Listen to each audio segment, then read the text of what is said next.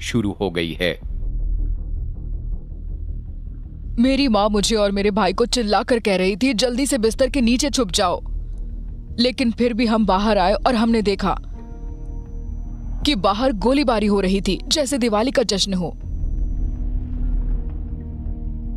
मुझे बहुत सारे जोर के धमाकों की आवाज सुनाई दी।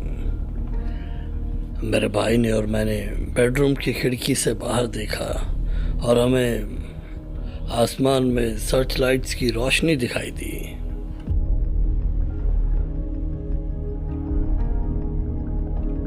लेकिन वो अजीब सा यूएफओ क्या था जिस पर ये सर्च लाइट्स रोशनी मार रही थी? वो कहां से आया था? जापान से या फिर इस दुनिया के बाहर कहीं से? क्या अगले दिन द लॉस एंजलिस टाइम्स में छपी ये जबरदस्त फोटो एक अहम सबूत हो सकती है? क्या एंशिएंट एस्ट्रोनॉट थियरिस्ट्स हमेशा से ही सही कह रहे थे? वो आसमान में हमारे ऊपर था, मतलब हमारे ठीक ऊपर।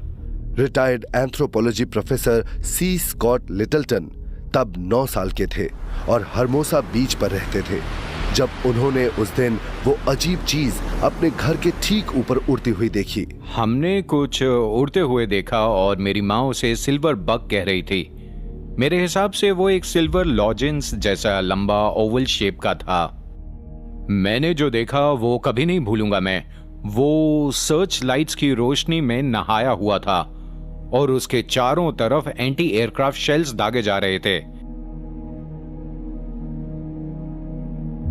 वो धीरे धीरे ऐसे गया और फिर नीचे आते हुए दिखाई देने लगा और उस इलाके की तरफ गया जहां आज रुडोंडो बीच है।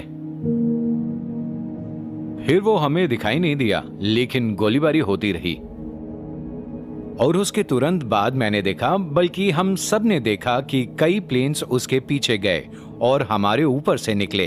वो 4-5 इंटरसेप्टर्स थे जो कि पिस्टन से चलने वाले अमरीकी प्लेन्स थे। सरकार ने कभी यह कबूल नहीं किया कि उन्होंने उस दिन यहां प्लेन्स भेजे थे। हमें पहले लगा कि वो अजीब चीज जापानीज ऑब्जर्वेशन प्लेन होगी, लेकिन बाद में जापानीज रिकॉर्ड से यह साबित हो गया कि उस रात ही नहीं बल्कि कभी भी सदर्न कैलिफोर्निया में कोई जापानीज प्लेन नहीं आया था।